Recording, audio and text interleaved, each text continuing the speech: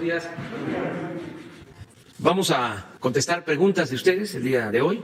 Nada más informar que terminando la conferencia iniciamos una gira. Vamos a estar en Tlaxcala, vamos a inaugurar una universidad pública y vamos a estar también en Puebla y en Oaxaca. Informo que el domingo en Oaxaca, por la mañana, vamos a tener una conferencia de prensa porque se va a informar sobre las vacunas desde Oaxaca. Vamos a tener la conferencia igual de 7 a 8, 7 a 9 de la mañana. Posteriormente vamos a Huilapan, Oaxaca, para la conmemoración del asesinato de Vicente Guerrero, recordar ese hecho histórico y comenzar todas las actividades relacionadas con la celebración de nuestra independencia este año. Entonces empezamos en Huilapan con ese acto, pero en la mañana vamos a estar informando sobre las vacunas de AstraZeneca y de otras vacunas. Todo el plan de vacunación se va a presentar el domingo por la mañana. Muy bien, vamos adelante. Me da mucho gusto verte y verte muy bien. Mucho gusto que estés aquí de nuevo con nosotros. A ver, adelante. Y luego la compañera. Buenos días, señor presidente. Urbano Barrera, del diario Ovaciones. Ahora que va a Oaxaca, yo quiero ponerle sobre la mesa este tema. 350 trabajadores de San Agustín Etla, en Oaxaca, piden su ayuda. Todos eran obreros de la fábrica de hilados y tejidos San José, gente del pueblo, gente trabajadora. La factoría fue rebasada por la tecnología, quedó obsoleta, y el dueño de la factoría, de la empresa, pues para evitar todos los problemas, el señor Lorenzo Esparza entregó la fábrica a los 350 trabajadores. A partir de esa fecha se empezó un proceso para repartir la fábrica, los terrenos de la fábrica, y se empezó a escriturar en favor de todos los trabajadores. Aquí tengo una de las escrituras que ellos me dieron para que usted la viera. Y todo iba muy bien, hasta que en el gobierno de Ulises, del gobernador Ulises Ruiz, en el 2004-2010, se detuvo el proceso de escrituración. Y todos los presidentes municipales que siguieron también detuvieron esto, pero además los amenazaron con que iban a quitarles las tierras, la factoría. Entre esas personas está el presidente de Bienes Comunales, Eric Pérez Ruiz, el presidente municipal Luis Rey Ortiz Santiago, Mayor Ruiz Carreño, un cacique de la zona. Ahorita estos trabajadores ya son adultos mayores, gente honorable, como usted dice, ancianos honorables, de 79 a 90 años, y no les ha llegado la justicia. Ellos dicen que pareciera ser un problema local, pero hace unas semanas estuvo la Guardia Nacional dentro de los terrenos, que son de propiedad privada. Entonces ellos quieren enterarlo de esta situación, para ahora que va usted a Oaxaca, pues le informen, ¿verdad? Y tienen todos los documentos de que ya son los poseedores de todos estos bienes, pero que hay un conflicto ahí que seguramente a usted le van a informar ahora el domingo, y piden su ayuda, señor presidente. Gracias. Muy bien, vamos a pedirle a Leti Ramírez, que está aquí, que nos ayude, que platique para tener todos los antecedentes y ayudar en lo que se pueda, ¿no? Buscando la conciliación, básicamente. A ver, adelante. Gracias. Buenos días, señor presidente. Soy Erika González, de Sinding MX. Recientemente a un grupo de personas se les ocurrió la idea de que, deteniendo el desarrollo de los proyectos de infraestructura, se podría usar el dinero destinado a ellos en la compra de vacunas y el combate a la pandemia. Existe también otra propuesta con la idea de que se podría contar con más dinero para este fin si se estableciera un impuesto a la riqueza. Sabemos que la primera idea traería más inconvenientes que beneficios, pero en relación a la segunda, ¿qué probabilidad existe de que se lleve a cabo una reforma fiscal por medio de la cual los que más tienen aporten más dinero para el fondo de contingencia que nos permite enfrentar esta y otras calamidades futuras? Pues miren, la mejor manera de tener presupuesto es combatiendo la corrupción. La corrupción hay que combatirla no solo por razones de índole moral, sino porque es mucho lo que se recupera, porque es mucho lo que se iba por el caño de la corrupción. Entonces, no hay necesidad de suspender obras para comprar las vacunas. Se tiene dinero para la compra de las vacunas y para hacer las obras, porque no se permite la corrupción. Nos hemos ahorrado, por no permitir la corrupción, más de 1 billón de pesos. Eso es lo que yo calculo, que nos hemos ahorrado en el tiempo que llevamos en el gobierno. Tampoco hace falta aumentar los impuestos o crear impuestos nuevos. Nada más es cosa de no permitir la corrupción. Ahora está en debate lo de la iniciativa que envié al Congreso para fortalecer a la Comisión Federal de Electricidad, que la querían desaparecer para favorecer a empresas particulares, sobre todo extranjeras, corruptas. Imagínense cuánto nos vamos a ahorrar si se dejan de entregar subsidios a estas empresas extranjeras. A Iberdrola, por ejemplo, que se le entregan subsidios. No solo se le compra caro, la Comisión Federal, por los contratos que se establecieron antes, le compra a estas empresas la energía eléctrica a precios elevados, sino además se les subsidia. Entonces, al aprobarse esa reforma legal, nos vamos a ahorrar mucho dinero. ¿Y qué podemos garantizar con ese ahorro? Pues que no nos cueste más la luz a los consumidores, que no aumente el precio de la luz, mínimo. Entonces, sí es un buen negocio público acabar con la corrupción. Hablábamos hace poco de los reclusorios que construyeron. 8 reclusorios que tenemos que pagar cada año 16,000 millones de pesos a las empresas que recibieron las concesiones, los contratos para construir estos reclusorios. Entonces se les tiene que estar pagando cada año 16,000 millones de pesos, aun cuando no estén ocupados los reclusorios. Estaban, cuando llegamos, ocupados en un 20% y había que pagar por el 100%, a razón de 3,500 pesos diarios por recluso. ¿Quiénes son los que hicieron este negocio? Todos vinculados al poder, todos muy influyentes, familiares de los políticos más encumbrados. Entonces estamos revisando de esos contratos. Ya les manifesté a la secretaria de Seguridad Pública y al consejero jurídico, mínimo tiene que haber un descuento del 20%. O sea, ahí necesitamos ahorrarnos 3,000 millones al año, mínimo. Imagínense 3,000 millones al año. Cuando hablamos de 16,000 millones, que es lo que se tiene que pagar, es la mitad de lo que cuesta comprar 140 millones de dosis para vacunar al pueblo de México. Entonces, el problema es la corrupción. La corrupción, Andrés Manuel, eso es lo que tengo muy claro. Cuando estuvo en campaña, Clinton acuñó esa frase, o se le atribuye, de que dijo, la economía, y utilizo otra palabra que no voy a repetir, la economía, yo tengo muy claro, la corrupción, Andrés Manuel, la corrupción es una fuente para el financiamiento del desarrollo de México. Importantísimo. Entonces, vamos a seguir adelante, no se alcanza para las vacunas, no tenemos que cancelar obras, es cuestión de continuar limpiando de corrupción el gobierno. Es que no se midieron, atracaron, pero como nunca en la historia, en el periodo neoliberal, nunca en la historia de México habían robado tanto los políticos y los llamados hombres de negocio como en los 36 años de imposición de la política económica llamada neoliberal. Neoliberalismo que es en México sinónimo del neoporfirismo, fue exactamente lo mismo, es una calca. Por eso también son deshonestos en lo intelectual, hablando del nuevo paradigma, cuando es un modelo viejo que se impuso en México, que nos llevó a la revolución, porque Porfirio Díaz hizo exactamente lo mismo. O estos siguieron la política porfirista, de entregar a particulares los bienes públicos. Porfirio Díaz entregó la tierra, entregó las aguas, entregó el petróleo, los ferrocarriles, las minas. ¿Qué hicieron estos? Exactamente lo mismo. Entonces, ya no podemos nosotros continuar con esa política en beneficio de una minoría, aun cuando no les guste. Inclusive, hay que convencerlos, persuadirlos de que esa política no es buena para nadie, ni para ellos mismos. ¿Qué es lo que genera esa política? No solo pobreza y desigualdad, también profundos resentimientos sociales. Entonces, ¿cómo se vive en un país donde se aplica esa política de saqueo, de atraco, de lucro, de beneficio para una minoría, dándole la espalda al pueblo, a los dolores de la humanidad? ¿Cómo se vive? Pues con miedo, con temor, con guardaespaldas, con carros blindados. Y eso no es vida. No hay cosa más preciada que la libertad, que poder caminar por las calles libres. Entonces, si logramos una sociedad mejor, sin estas monstruosas diferencias, desigualdades, donde unos cuantos lo tienen todo y la mayoría carece hasta de lo más indispensable. Si vamos hacia un país, si seguimos caminando para lograr que haya justicia, que todos tengamos oportunidades de salir adelante, si se regresa a lo que hubo en México en un tiempo, que se le conoce como movilidad social, que es un concepto de la sociología, que consiste en que el hijo del campesino, del obrero, del comerciante, puede, con el trabajo, con el estudio, ascender en la escala social. Si logramos eso, ya, como se dice coloquialmente, ya lo hicimos. Pero eso fue lo que se interrumpió. Llegó el momento en que ya no se podía progresar en el país. Para poder salir adelante, había que abandonar México. Por eso la migración, o lo más lamentable, ¿no?, tomar el camino de las conductas antisociales, porque se cerraron las puertas, se impidió esa movilidad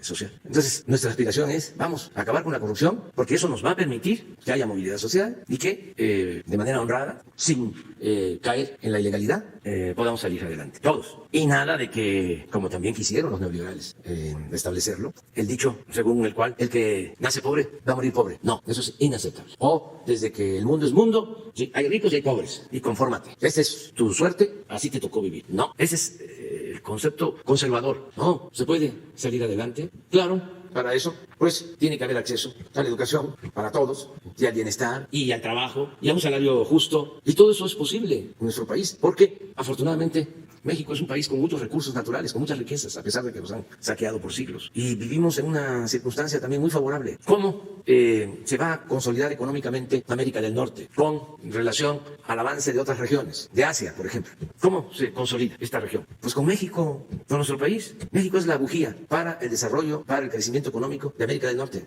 Si no es por México, pues ¿qué va a seguir sucediendo? ¿Cómo se debe de visualizar el futuro de la economía mundial, pues va a seguir creciendo la presencia económica de Asia, en particular de China, y va a seguir cayendo la participación económica en América del Norte, en particular en Estados Unidos. Entonces, ¿cómo se consolida económicamente la región? Con México. ¿Qué es lo que tiene México que no tienen los otros dos países que son nuestros socios económicos y comerciales? Tiene una fuerza de trabajo joven, además inteligente, responsable, creativa. Eso es importante. ¿Cómo se produce la riqueza? Pues sí, se requiere capital, se requiere el buen manejo empresarial, pero no se podría, aún con la automatización, con la robótica, producir riqueza sin el trabajo de los obreros, de las personas, mujeres y hombres. Entonces, agréguenle de que todavía se tiene una población joven en el país, a diferencia de otros países. Entonces el trabajo es una posibilidad para el engrandecimiento de México, el trabajo de los mexicanos, como se está demostrando. Imagínense que los paisanos migrantes nos envían, no voy a dejar de decirlo, más de 40,000 millones de dólares. Es la principal fuente de ingresos que tiene el país y eso es fruto del trabajo de los mexicanos. Entonces, ¿qué es lo que tenemos que procurar? Que no haya corrupción. O sea, a tu pregunta, no hace falta cancelar obras que al contrario generan empleos, no hace falta aumentar los impuestos. Fíjense que cuando nosotros estudiábamos en la universidad, en la Facultad de Ciencia Política, pues se hablaba mucho y en las clases se enseñaba de que se acumulaba el capital porque se producía la explotación del trabajador, porque el dueño de los medios de producción, el burgués, se quedaba con la plusvalía, no pagaba bien los salarios, explotaba a los trabajadores y así se acumulaba la riqueza. Eso fue lo que se enseñó durante mucho tiempo y es una teoría válida, pero que no aplica del todo en el caso de México, porque en nuestro país la acumulación de capital no se dio necesariamente por la explotación del burgués o del patrón al trabajador. La acumulación de capital en México se dio por la corrupción, porque se llegaba al poder y se hacían negocios jugosos al amparo del poder público. Entonces podía venir una persona, ser originaria de un pueblo, pero empezaba a hacer política y terminaba como banquero o como potentado. Pero esto tampoco es nuevo, se acrecentó en la última etapa, en el periodo neoliberal. Pero ya lo registra el finado Carlos Fuentes en su extraordinaria novela, La región más transparente. Habla de cómo un revolucionario del norte llega a la Ciudad de México y empieza a contar con información privilegiada acerca de cómo se iba a ampliar la ciudad, cómo se iban a hacer las avenidas nuevas en la ciudad. Y empieza con esa información a comprar terrenos y a especular todo lo que es la especulación inmobiliaria. En el caso de la ciudad se da mucho. Y así este revolucionario se vuelve un gran empresario y luego banquero. Sobre eso trata la novela de Fuentes. Pues es lo mismo.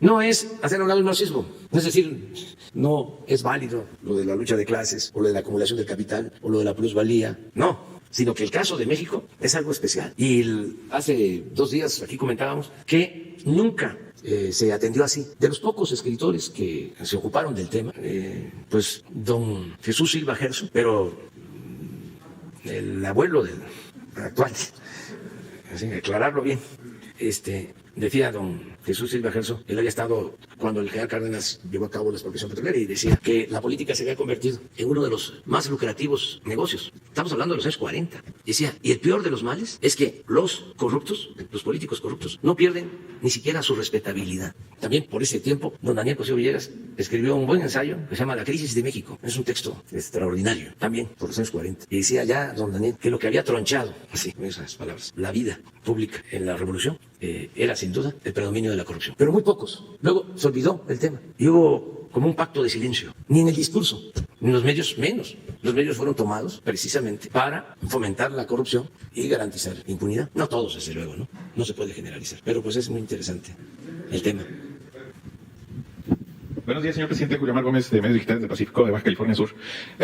Con la puesta ya en marcha del presidente de Estados Unidos, Joe Biden, de algunos decretos que firmó, echó para atrás, mejor dicho, del expresidente Trump Biden, tenemos lo del muro, cómo lo califica, y si el gobierno de México tiene más noticias como estas sobre el tema, es decir, noticias buenas sobre los decretos que está firmando ejecutivamente a favor de México. Pues estamos muy de acuerdo en que se cancele la construcción del muro. Pues es un tema que celebramos porque el muro se ha venido construyendo desde hace algún tiempo. Para ser muy objetivos, han construido sus tramos de muro tanto los presidentes demócratas como los presidentes republicanos.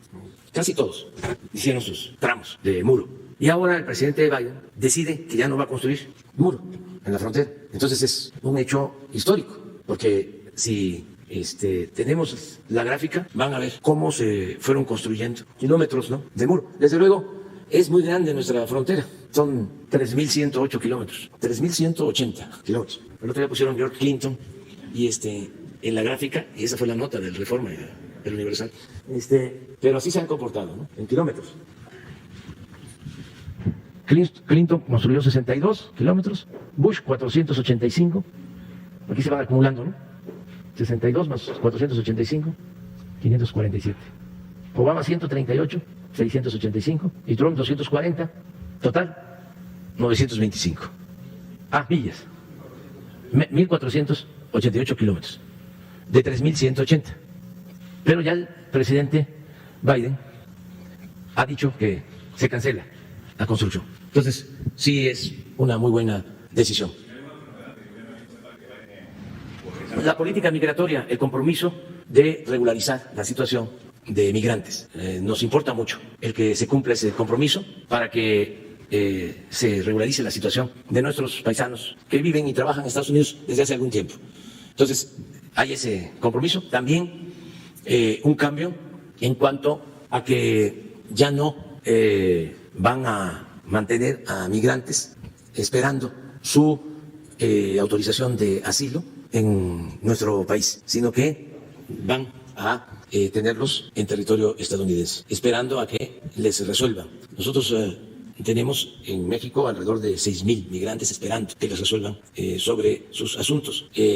Sí sería conveniente que se cumpla con este acuerdo y que esperaran en territorio estadounidense. También, como lo dije ayer, que no se piense que están abiertas las puertas de la frontera norte, porque no están autorizando todavía ingresos. Esto es un mensaje sobre todo a nuestros hermanos centroamericanos, porque la política es de apoyar a los migrantes, pero en los hechos todavía no hay nada concreto. Y siendo honestos, pues va a llevar tiempo la aplicación de la nueva política migratoria.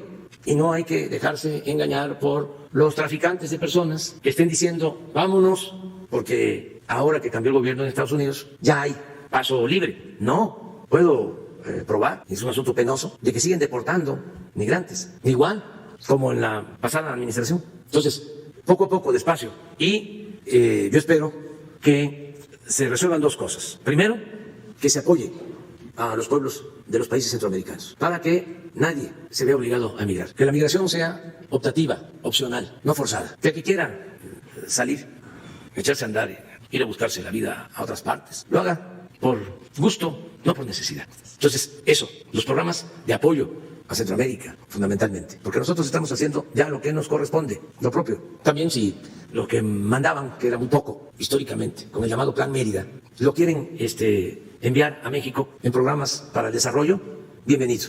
Pero si van a querer que continúe el Plan Mérida y nos van a querer seguir enviando helicópteros artillados y instrumentos bélicos, no queremos eso. Entonces, cooperación para el desarrollo. Y lo otro es que se vaya resolviendo en Estados Unidos un canal de recepción de migrantes legal, con visas, porque hay una realidad, ya hice mención a eso. Se requiere la fuerza de trabajo de México y de Centroamérica. Entonces, en vez de la ilegalidad por la migración, como se ha venido presentando, puede buscarse un mecanismo de entrega de visas para trabajadores normal, todo lo que puedan ser los flujos migratorios. Entonces, falta, no nos desesperemos, hay que dar tiempo, está llegando el nuevo gobierno, entonces vamos a esperar, pero sí, nosotros vemos bien lo de que no se construya ya más muro. Muchas gracias, señor presidente.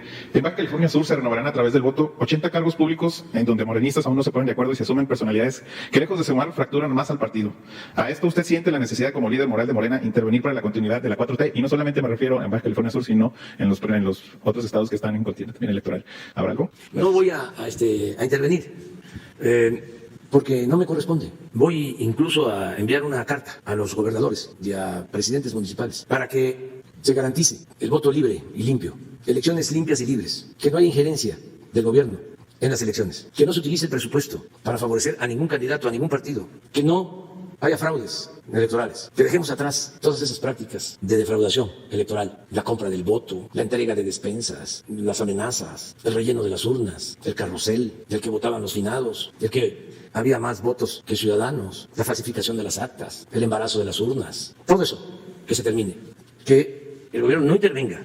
Todo eso que sucedía hasta hace muy poco es la herencia del porfiriato. Cuando Porfirio Díaz pues no había democracia. Él mandaba las listas de los que quería que salieran de diputados. Y salían todos. Tenía palomas mensajeras. Y él decidió la fórmula que luego le atribuyen a don Adolfo Ruiz Cortines, pero no, fue de Porfirio. Que los gobernadores, diputados federales, senadores, eran del presidente. Y los presidentes municipales y los diputados locales de los gobernadores. Eso se mantuvo, bueno, hasta hace muy poco tiempo. Entonces ya, se acaba eso. Vamos a hacer honor al apóstol de la democracia, Francisco I. Madero, porque esa es una asignatura pendiente. El único presidente que tenía realmente un compromiso sincero en favor de la libertad y de la democracia. El único. Y él se enteraba de quién ganaba por los periódicos, a diferencia de Porfirio, que él mandaba las listas, el presidente Madero no intervenía y se enteraba de quién había ganado después de las elecciones. Y enviaba cartas, por eso lo voy a hacer, a los gobernadores, recomendándoles que respetaran la voluntad del pueblo. Entonces vamos a que haya democracia. Y por eso no vamos nosotros a intervenir sobre los candidatos y los partidos, que los ciudadanos decidan libremente. Si hay algo importante que se ha logrado en los últimos tiempos, es el despertar de los ciudadanos, la toma de conciencia del pueblo. Ahora la gente está mucho más despierta que nunca. Es un pueblo, ya lo he dicho muchas veces, muy politizado. No hay prácticamente analfabetismo político en México. Es de los pueblos con más conciencia política en el mundo. Por eso se jalan los pelos los analistas y expertos de antes, que no entienden de que ya las cosas cambiaron, porque cambió la mentalidad del pueblo. Y cuando cambia la mentalidad del pueblo, cambia todo. Entonces ellos siguen pensando que es igual que antes. Y siempre hago mención a la frase bíblica de que no se puede poner vino nuevo en botellas viejas. Por eso no les cuadra, no les acomoda nada. No les salen las cosas, porque no quieren entender de que ya es otra realidad. Y ellos vivían pues en una burbuja, le llamaban el círculo rojo. O sea, los sabiondos eran los del círculo rojo, ¿no? Los politólogos, los expertos, ¿no? Los de las cúpulas académicas, empresariales, políticas. Y lo demás, pues yo creo que le llamaban círculo verde, o no existía el pueblo. Y resulta de que pues ahora es el pueblo el que está siendo el protagonista principal de la historia, porque si no fuese por el pueblo, pues yo no estaría aquí, no estaríamos hablando del daño que hace la corrupción. Ya Frena y los patrocinadores de ese movimiento ya nos hubiesen quitado de la presidencia, ya nos tuviesen acorralados los medios de comunicación convencionales, pero no, tenemos nuestro ángel de la guarda, que es el pueblo de México. Entonces eso es lo que... A ver, el post-COVID. El presidente de todos los mexicanos, su servidor Carlos Pozos, reportero de la Molécula Oficial y columnista de la revista Petróleo y Energía. Buenos días a quienes nos ven y nos escuchan, buenos días a los compañeros. Qué gusto verle y saber que está bien. Usted como yo y miles de personas hemos ganado la batalla al COVID-19, pero por desgracia muchos han perdido a sus seres queridos, como es mi caso, que perdí a mi padre el pasado 21 de enero. Y perdió esta batalla. Pero es bueno saber que tenemos un presidente fuerte y de espíritu por el bien de nuestra nación. Antes de mis preguntas, presidente, quiero iniciar con una denuncia de proveedores y contratistas de Pemex, de transformación industrial, que se quejan del área de finanzas de petróleos mexicanos, que se ha convertido dicha área en un mercado negro, pues piden moche que llega hasta el 20%. Y como ya no pueden subir estos proveedores sus facturas a la red, el personal, la mitad del personal de Pemex de Finanzas trabaja para favorecer a unos cuantos con pagos y créditos. Estos empresarios piden piso parejo y a ver si puede poner orden. Señor presidente, será mi denuncia. Y ahora bien, mi primera pregunta. El INE, señor presidente, el pasado 15 de enero aprobó 2 coaliciones parciales denominadas Va por México y Juntos Haremos Historia. La primera integrada, como todos sabemos, por el PRI, PAN, PRD, que postulará 176 fórmulas de candidatura a diputados por principio de mayoría relativa. Esta alianza tripartita está utilizando un hashtag Va por México, que es una marca registrada del empresario Ricardo Ortega López ante el INDAUTOR y ante el Instituto Mexicano de la Propiedad. El INDAUTOR ya le dio la certificación de registro público de derecho de autor, que la idea Va por México es del señor Ricardo Ortega. La pregunta concreta es, señor presidente, entiendo que no quiere meterse en temas políticos, pero los partidos PRIAN y PRD, acostumbrados a los manejos turbios, se están robando el nombre registrado. ¿Qué se puede poner orden antes de que avancen las campañas electorales?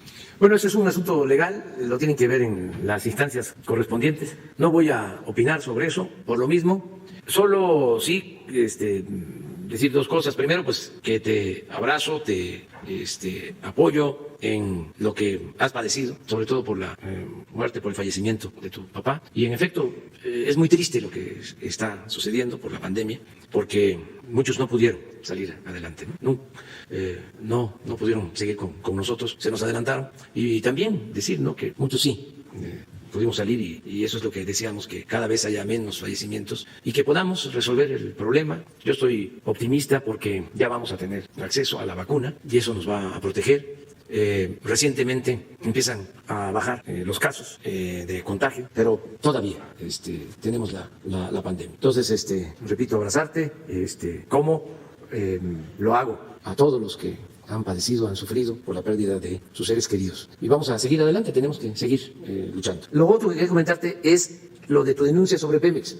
Quiero que el director de Pemex tome nota y que se atienda, porque una de las cosas que no podemos permitir es la corrupción en el gobierno y no permitir para nada la corrupción en Pemex, en la Comisión Federal de Electricidad, porque no solo es una ilegalidad, no solo es un abuso, un latrocinio, es también un acto de traición a la patria, porque si se continúa con la corrupción en Pemex, se ayuda a los que quieren desaparecer Pemex, a los que quieren privatizar el petróleo, a los que quieren quitarle al pueblo de México sus bienes. Entonces es un acto de traición. Entonces, cualquier denuncia de corrupción en Pemex, en la Comisión Federal de Electricidad, en el gobierno, tiene que ser investigada y que se ventile, que se sepa, porque estamos viviendo un proceso de transición. El porfiriato fueron 34 años y triunfa la revolución maderista, pero asesinan al presidente Madero. Y viene el huertismo, un cuartelazo. O sea, no fue fácil acabar con el régimen dictatorial porfirista, costó muchísimo. Bueno, por violencia, por hambre, por pandemias, dieron su vida a 1 millón de mexicanos de la revolución. Entonces, el modelo neoliberal se impuso durante 36 años. Entonces estamos cambiando de manera pacífica, que eso es una bendición, porque las 3 transformaciones que han habido en el país se han hecho por las circunstancias, con las armas. Y ahora estamos llevando a cabo entre todos este cambio de manera pacífica. Pero no deja de haber resistencias, porque todavía lo viejo no acaba de morir y lo nuevo no acaba de nacer. Entonces, en el gobierno hay todavía funcionarios que se quedaron o que entraron con la idea de que era lo mismo, de que era un simple cambio de gobierno, no un cambio de régimen, no una transformación, que es lo que buscamos. Entonces, hay que estarles recordando a ellos, incluso a sus jefes, de que esto ya cambió, que es distinto, que no se tolera la corrupción, cero impunidad. Entonces, por lo que estás señalando sobre Pemex. Mi segunda pregunta, de acuerdo a la última información del censo del INEGI, el desplome del turismo fue más profundo que en el año del 2020, en comparación con los 11.286 millones de dólares que se esperaba captar el sector. Ante el confinamiento en todo el mundo por el COVID-19, señor presidente, este año se espera una feroz guerra mundial por privilegiar los destinos turísticos y por ello se deberán de proteger los corredores turísticos. Recuerdo que en su cierre de campaña en Cancún, el 26 de junio del 2018, usted anunció la creación de una policía turística federal. Urge cambiar la percepción de inseguridad que tiene México en otros países por una percepción positiva, con una estrategia de seguridad turística, de proximidad y empatía con visitantes locales, nacionales y extranjeros. La pregunta, señor presidente, ¿qué planes se tiene para reactivar el sector turístico nacional, clave para nuestra economía mexicana, que casi se encuentra en la quiebra? Y si se puede usar ese plan de policía turística federal para darle protección, seguridad y cuidado sanitario a los turistas. ¿Será posible esos dos factores que se pueden hacer en estos momentos de pandemia? Sí, mire, tenemos muy claro que hay 6 prioridades importantes, básicas. Una es la de moralizar al país, acabar con la corrupción y fortalecer valores culturales, morales, espirituales. La segunda tiene que ver con la justicia, que no haya tanta desigualdad económica y social. Y 4, de carácter económico, 4 lineamientos. 1, fortalecer el campo, fortalecer el sector agropecuario. Hablando de la pandemia, se logró, y esto tiene que ver más que por el gobierno, por los productores del campo. Pero fue el único sector que creció el año pasado. Ya lo hemos dicho, se cayó el sector secundario, la industria, se cayó el sector terciario, el comercio, el turismo, pero el sector primario, el sector agropecuario, creció el año pasado. Entonces necesitamos apoyar al campo, producir en México lo que consumimos. Seguir con los programas como Sembrando Vida, con los precios de garantía para los básicos, seguir apoyando a los productores. Esa es una línea de acción. 2, el sector energético, fortalecer la industria eléctrica y la industria petrolera para ser autosuficientes, no tener que comprar las gasolinas, los combustibles en el extranjero. Ese es un objetivo, que se produzca en México toda la gasolina. Por eso estamos modernizando las 6 refinerías que tenemos, se está invirtiendo, por eso se está construyendo la nueva refinería y otras acciones que vamos a ir anunciando. Pero al final del gobierno debemos estar produciendo alrededor de 700,000 barriles diarios de gasolinas, para no importar gasolinas. Ahora estamos importando el 60% de lo que consumimos. Lo mismo en el caso de la industria eléctrica, que no tengamos apagones, que tengamos suficiente energía eléctrica y a precio bajo. Es fortalecer al sector energético. Por eso la iniciativa que envié para fortalecer a la Comisión Federal de Electricidad con los trabajadores electricistas, con los trabajadores petroleros, vamos a rescatar estas 2 empresas públicas. Eso es lo segundo en lo económico. Lo tercero es aprovechar las ventajas comparativas que tenemos por el tratado comercial. Lo que hablábamos, México es un país con muchas oportunidades para la inversión, para la creación de empleos, por nuestra frontera con Estados Unidos y nuestra cercanía con Canadá. Entonces, eso es lo tercero. Eso me tiene optimista porque es una necesidad para todos, o sea, estar en México. Si se quieren hacer negocios lícitos, si se quiere impulsar actividades productivas, si se quieren instalar nuevas plantas, si se quiere invertir, México. Entonces, es cosa de seguir convenciendo a nuestros vecinos de la importancia de que no haya obstáculos para el comercio de los 3 países. Y, por último, que es muy importante, el turismo. Nosotros tenemos condiciones también muy favorables. De ahí la importancia del desarrollo del sureste. El sureste, además de tener mucho potencial agropecuario, litorales, tiene pues los recursos energéticos. Nada más pensemos que en el sureste se tiene casi el 70% de todo el agua del país, y se tiene el petróleo, y se tiene el gas, y se tiene la generación de la energía eléctrica, y potencialmente el crecer solo modernizando las hidroeléctricas con mejores turbinas para generar más energía. Pero por si fuese poco, allá hay un potencial cultural, artístico. Es el origen de la cultura madre, es donde floreció la cultura olmeca, la cultura madre. Es donde se desarrolló y se manifestó en su esplendor la gran cultura maya. Entonces, el potencial arqueológico de toda esa región. Por eso el Tren Maya. Estamos hablando de 1.500 kilómetros de tren moderno, que va a comunicar a todas las antiguas ciudades mayas. Pero no solo eso, o sea, se trata de zonas ecológicas, selváticas, de primer orden en cuanto a flora, en cuanto a fauna. Es el mar turquesa, el Caribe, parte del Golfo. Si se tiene oportunidad de ir al extranjero y se le pregunta a algún extranjero sobre México, o nos preguntan de dónde somos, decimos que México. Es muy probable que cualquier extranjero pronuncie o diga México, Los Cabos, Cancún, Acapulco, porque han estado. O sea, entonces el turismo es muy importante. Entonces vamos a impulsarlo, cuidando el medio ambiente, todo lo que es el sureste. Lo mismo en el caso de Nayarit. Vamos a desarrollar más el norte de Nayarit para el turismo, porque todo lo que es el sur de Nayarit, pues ha tenido un buen desarrollo, lo que está junto a Vallarta, Bahía de Banderas, Punta Mita, pero hacia el norte se requiere todavía más desarrollo y hay un gran potencial turístico. Por eso ya estamos construyendo, está por iniciar la nueva autopista de Las Varas a Compostela, y vamos a hacer también la autopista de Compostela a Tepic, y vamos a modernizar el aeropuerto de Tepic para que no solo se tenga como acceso a esas playas el aeropuerto de Vallarta, sino también se tenga el aeropuerto de Tepic. Entonces sí tenemos programas, y esto va a ir acompañado siempre de la seguridad, que esa es tu pregunta. Más que todavía no puedo explicarlo completo, porque si no nos van a estar atacando mucho. Cuando yo planteé lo que se tiene ya concebido para garantizar la seguridad en las zonas turísticas, porque en efecto, si hay seguridad con todo ese potencial, sí, vamos a tener muchos ingresos muchos empleos, mucho bienestar. Muy bien. Si me permite una última pregunta, la tercera pregunta, señor presidente.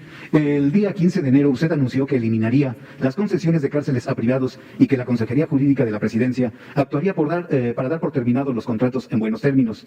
Entre los beneficiados está el dueño del periódico El Financiero, Manuel Arroyo Rodríguez, quien tiene una deuda con Nacional Financiera de 2.120 millones de pesos a pagar en 12 años. La pregunta, señor presidente, pues han pasado 36 días y quisiera saber cuál es el avance en la terminación de estos contratos asignados. Y si estima usted que esta empresa, El Financiero, que fue beneficiada, mantiene una campaña en contra de su administración, utilizando a sus columnistas, a sus articulistas y a sus caricaturistas, porque ahora sí tienen que pagar impuestos, sus deudas y dejar de ser de constructores de cárceles. Pues van a buscar un arreglo, creo yo. No se trata de perseguir a nadie, se trata de que se entienda, como lo dije, que son nuevos tiempos. Esos contratos no los podemos mantener, son contratos leoninos. Le han sacado ya muchísimo provecho. Son cosas que se dieron por influyentismo y desde luego cuando imperaba la corrupción. Hay uno de estos reclusorios que hasta lo inauguraron, no voy a decir el presidente porque no tiene caso. Lo inauguraron, pusieron las cámaras y todo, y luego se llevaron todos los equipos y lo dejaron abandonado. Y fueron a decir de que se trataba del reclusorio más moderno del mundo. Claro, desde entonces se paga, aún sin estar en servicio, sin tener un solo recluso. Pero esto se permitía desde arriba. Esto, para tenerlo claro, se dio cuando el señor García Luna era el secretario de Seguridad Pública. Sí. O sea, por eso, pues la inconformidad de muchos, porque hay dueños de periódicos. Les hablaba yo de los cuñados del expresidente Salinas, y ofrezco disculpa, pero abusaron. Contratos no solo de reclusorios, de hospitales, de todo tipo de obra. Ya lo que estaban también metidos en el aeropuerto del Lago de Texcoco. Pues ese es el fondo, por eso es la inconformidad. Ofrezco disculpa porque tenemos también que decir las cosas. Eso no es normal. En un régimen corrupto, eso pasa a ser algo normal. Por eso dicen, está loco, no está de acuerdo, porque querían que predominara la idea de que el que no transaba no avanzaba. Inclusive, un presidente llegó a decir que la corrupción era parte de la cultura del pueblo de México. Imagínense esa barbaridad. Entonces, ¿cómo le llaman a esta corrupción al influyentismo? ¿Cómo lo concebían? Porque no internalizaban de que estaban actuando mal.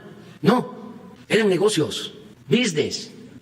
Era de lo más normal. Y estamos hablando, claro, de los grandes negocios, arriba. Pero esto llegaba abajo, porque había también una concepción aspiracionista en sectores de clase media que querían hacer lo mismo. Veían el ejemplo. A ver, vamos a hacer negocio, porque tengo un amigo que su papá es el administrador de la aduana de Tijuana, o es el administrador del COFEPRIS. Entonces, le podemos vender equipos de cómputo o cualquier cosa, o podemos sacar un permiso en COFEPRIS para importar sustancias químicas que tienen mucho valor en el mercado. Y hay hasta sustancias químicas de esas que se utilizan para hacer drogas químicas, de las más dañinas. Bueno, todo eso tiene que desaparecer y poco a poco lo van a ir entendiendo. No hay manera de que eso prospere. Ya se terminó, se acabó la robadera, el bandidaje oficial. Ahora, quieren hacer negocios lícitos, está permitido, quieren invertir, quieren crear empleos, quieren contribuir al desarrollo del país. Adelante, sin obstáculos. Vamos a buscar siempre simplificar trámites, que no tengan que pagar tantos impuestos, que no tengan que pagar moches, sobornos. Y es una actividad lícita, pero además muy importante por su contribución al desarrollo, la actividad empresarial. Pero estos, en sentido estricto, ni siquiera eran empresarios, eran traficantes de influencia. Revisen si eran empresarios. No, el empresario primero lleva tiempo. A veces es hasta un asunto familiar, de padres a hijos. Luego, batallan para reunir la nómina, para poder pagar a los trabajadores, para conseguir mercado. No es fácil. Tienen que pagar impuestos porque los de arriba no pagaban. Pero el de la tienda de abarrotes, el pequeño empresario, mediano empresario, tenía que pagar. Y arriba se decidía que se necesitaba una reforma fiscal porque había que recaudar más. ¿Y a quién se le cargaba la mano? Al pequeño, al mediano empresario, pequeño, mediano comerciante. El de arriba no.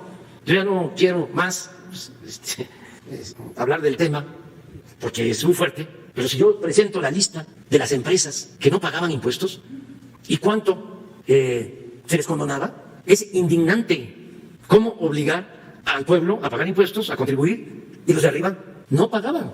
Pues por eso financiaban campañas, por eso las guerras sucias en contra de nosotros, porque de repente llegamos y fíjate que debes 10,000 millones de pesos y aquí no hay más que pagar.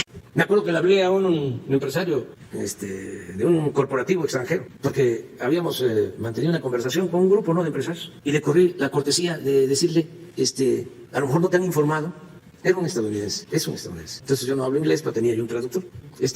No te han informado de que no han pagado algo así como 10,000 millones de pesos. Entonces me dice, sí tengo información. Yo pensaba que no tenía. Sí tengo información. Ya sé que la están pasando mal. ¿Qué le parece, presidente, si les ayudamos con despensas? Oiga, no me está entendiendo. Le estoy informando que tienen una deuda y que están en la ilegalidad y que si no resuelven este asunto fiscal, tenemos la necesidad de proceder penalmente. Eso es lo que le estoy planteando. Le estoy corriendo la cortesía de avisarle porque estamos a punto de presentar una querella. Entonces, queremos llegar a un acuerdo. O sea, mande a sus abogados y que no le engañen. Ya me acuerdo que me comentó, es que me dicen que estamos fuertes. Pues no, ya no están tan fuertes. Pero esto es muy importante, el que se acabe la corrupción. Es muy parecida a tu pregunta. Y que todos estos contratos leoninos se revisen. Lo mismo es en el caso de Odebrecht, que está actuando de la misma manera. Es decir, a ver, vamos a llegar a un arreglo y vamos a ahorrar. Y hoy en la mañana también di la instrucción de que quiero que informemos aquí de cuánto se ha decomisado a la delincuencia desde que llegamos, porque se decomisan bienes, dólares, y quiero saber dónde está ese dinero. Con todo respeto, ese dinero va a la Fiscalía, al Ministerio Público, pero no va a ser lo mismo. Además, el fiscal Alejandro Gertz es un hombre íntegro y va a coincidir conmigo de que necesitamos aquí poner cuánto se ha obtenido, porque no es, se detuvo una avioneta con tantos kilos de cocaína y tantos dólares y ya, se dio la noticia. Bueno, ¿y cuánto se tiene entonces? ¿Y dónde está? Aún cuando el Banco de México exija, o los financieros, de que esos dólares hay que mandarlos a Canadá a que los huelan para ver si no tienen droga, olor a droga, a muerto, porque así es. Pero aún con todo y eso, ¿dónde están?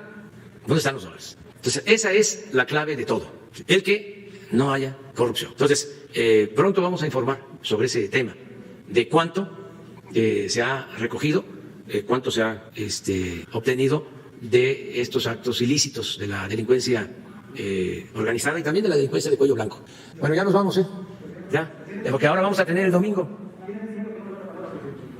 Ándale, pues. No, me la dio la doctora Olga Sánchez Cordero, pero el presidente tiene más de tiene más de mes y medio que no me la. Sí, permítame. Muy buenos días, presidente. Ramón Flores, corresponsal de Contrapeso Digital. Presidente, en semanas recientes hemos estado haciendo investigaciones en municipios gobernados por Morena para saber cómo recibieron sus municipios de anteriores administraciones. Este tema relacionado con la corrupción que usted está manejando. Siguiendo esas investigaciones descubrimos, por ejemplo, el desvío de más de 51 millones de pesos en el municipio de Los Reyes La Paz de la anterior administración priista. Usted nos ha pedido pruebas y aquí traigo el expediente completo para entregárselo al doctor Santiago Nieto para que se lleve a cabo una investigación más a fondo para conocer el paradero de estos y más recursos. Presidente, mi pregunta en concreto es, ¿cómo se le puede apoyar a los municipios, por ejemplo, Los Reyes La Paz, que han sufrido estos millonarios desfalcos a manos de administraciones priistas pasadas y que tanto el gobernador del Mazo como el fiscal del Estado han ocultado y protegido al expresidente municipal? Miren, independientemente de este caso, la recomendación, porque vienen los cambios, van a haber elecciones de gobiernos municipales, gobiernos estatales, la recomendación es de que si hay ilícitos o presuntos ilícitos, actos de corrupción, que los que llegan no solapen esos actos de corrupción, que denuncien ante la autoridad correspondiente. Es una recomendación, porque si no se vuelven cómplices, encubridores. Ese es el término, ese es el concepto, es encubrimiento. Entonces, si el Ministerio Público, la Fiscalía, no hace nada, ese es otro asunto. No van a faltar las denuncias, pero ya no es una responsabilidad del que llega. Que es muy lamentable de que, ¿qué sucedía? Llegaban a los gobiernos municipales, incluso a gobiernos estatales, y recibían esos gobiernos quebrados, endeudados por completo. Y como eran del mismo partido, o había acuerdos para que se les facilitara ganar, parte del acuerdo era, no te voy a tocar, no te voy a investigar. Pues después no tenían ni para pagar la nómina. Entonces, ¿cuál es la recomendación? que el que encuentre irregularidades, presuntos actos de corrupción, los denuncie, incluso se protege. Si a mí me presenta Santiago Nieto una carpeta de corrupción y le digo, no, tenla ahí, métela en el escritorio, en la gaveta.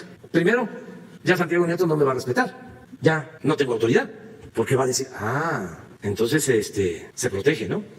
Algunos, no es parejo, es discurso nada más, el que no hay impunidad. Entonces ya el servidor público tiene pues licencia para hacer él lo que quiera, porque el de arriba está actuando de manera inmoral. Eso es lo primero. Pero también se denuncia ese caso y resulta que no se presentó ningún escrito, no se instruyó de que se actuara, pues hay complicidad. A mí me fue a ver el director de Pemex, Octavio Romero, para decirme de que mi prima estaba participando en un concurso que había ganado y que venía trabajando de tiempo atrás en Pemex como empresario. Y le dije no, aunque venga de tiempo atrás. No. Y resultó de que le buscaron la forma o no tuvo el cuidado suficiente y al final salió con un contrato. Bueno, se enmendó, se resolvió el problema, se le quitó el contrato, hubo un escándalo, pero yo me quedé con mi conciencia tranquila, que es el principal tribunal, la conciencia de cada quien. Porque cuando sale el asunto, lo primero que hace Octavio es irme a ofrecer disculpa. Entonces, a tu pregunta, lo de los Reyes La Paz, que se proceda en la instancia correspondiente y en general, que no se tolere la corrupción y que tengan cuidado, que no hagan negociaciones. No va a funcionar eso, de que, a ver, soy candidato, ayúdame, y si gano, tú no te preocupes. Ya no funciona eso, porque no va a depender del presidente municipal saliente o del gobernador saliente, depende de los ciudadanos. Y aunque quiera el presidente municipal saliente o el gobernador saliente proteger, no va a poder. Ya no se permite la corrupción. Es mal vista. Todo esto es importante que se sepa para que nadie se llame a engaño, que nadie piense de que va a poder hacer enjuagues, acuerdos, sacar dinero ilegal para las campañas. Te doy, pero me vas a proteger. Eso ya no va a funcionar, no va a funcionar, porque la gente no lo permite, el pueblo no lo permite. Ya no se aceptan esos acuerdos cupulares en lo oscurito. Ya no funciona eso. Y haciéndole una acotación sobre la misma pregunta, presidente, nosotros entrevistamos a la presidenta municipal que se llama Olga Medina Serrano y ella nos reveló en el programa que teme por su vida e integridad, ya que el gobernador del Mazo en su informe de gobierno la sacó con lujo de violencia, solo porque ella fue la única presidenta municipal que protestó por estos desvíos. Entonces, ¿cómo se le podría apoyar a la presidenta municipal? Hay protección, pero también no hay ninguna autoridad que pueda hacer eso. Yo no creo que el gobernador del Mazo haga una... Están las fotos en los periódicos, presidente, cuando la sacaron a la Pero presidenta no es por municipal. él. No creo que sea una situación de él. Lo que pasa es que hay costumbres. Ya hablamos pues de estas inercias, de cuánto tiempo con este sistema autoritario, corrupto, de prepotencias, donde el ciudadano no era tomado en cuenta y además no se respetaba la oposición. Mucho tiempo. Entonces no deja de haber lambiscones, Así es. achichincles, barberos, alcahuetes. ¿Sí? Por último, presidente, ya nada más. Y no es necesariamente la autoridad superior, sino hay gente gana gracia, pues. Por último, los mismos habitantes de los Reyes de la Paz se acercaron a nuestro programa porque están incrementándose los delitos en la carretera México-Texcoco y ellos descubrieron que hay un terreno que le pertenece al INDEP, que está para el Instituto para devolverle al pueblo lo robado, y se encuentra en un total abandono. Presidente, mi pregunta en concreto es, ¿ese terreno lo podría donar el gobierno federal para que ahí se pueda poner un destacamento de la Guardia Nacional? Porque los mismos habitantes dicen, aquí me dieron todos los documentos, ya los investigamos, ese terreno sí lo tienen ahí, pero ellos dicen, nada más que done el terreno y nosotros construimos para que se ponga la Guardia Nacional. Sí, lo vemos. Ok, ahorita le traigo la documentación con Ernesto Prieto, ok. del Instituto para devolver al pueblo robado, y el general Bucio, de la Guardia Nacional. Ahorita le voy a entregar toda la documentación. Gracias. Ya, ahora sí. Nos vemos el domingo. Sí, mañana. El domingo, el lunes tú empiezas, sí.